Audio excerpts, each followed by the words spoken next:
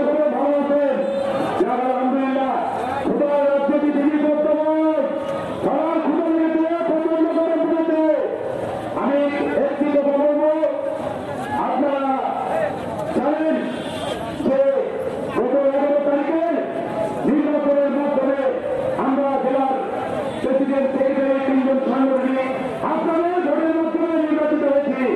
আপনারা আমাদেরকে নওগাঁ জেলা বিএনপির গণতান্ত্রিক প্রক্রিয়ার মধ্যে দিয়ে আপনাদের ব্যক্তিগত ভোটের মধ্যে দিয়ে আমাদেরকে নির্বাচিত করেছেন, আমাদেরকে নওগাঁ জেলা বিএনপির দায়িত্ব দিয়েছেন। আমরা চেষ্টা করব আপনারা যে এই দায়িত্ব আমাদের উপরে অর্পণ করেছেন, ইনশাআল্লাহ সততার সহিত ইমানের সহিত আমরা নওগাঁ জেলা বিএনপি ও তার অঙ্গ সংগঠনকে এগিয়ে আমরা আগামী দিনে রাজনীতি করবো ইনশাআল্লাহ। আমরা নওগাঁর প্রতিটি গ্রামে গ্রামে প্রতিটি ইউনিয়নে শহীদ জিয়ার এবং আমাদের নেতা তারেক রহমানের একটি কথা আমরা সবার হাতে হাতে তুলছে।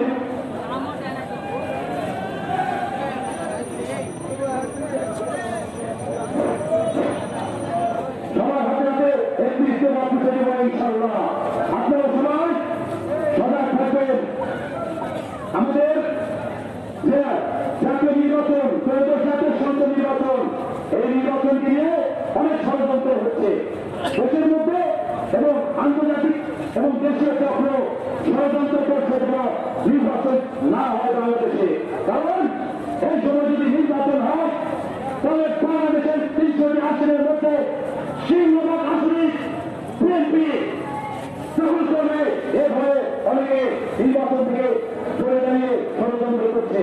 আমি বিশ্বাস করি আগামী নির্বাচন যে রোডম্যাপ ঘোষণা করা হয়েছে এগুলো আসে প্রধানতে ইনশাআল্লাহ এই নির্বাচন হবে ইনশাআল্লাহ।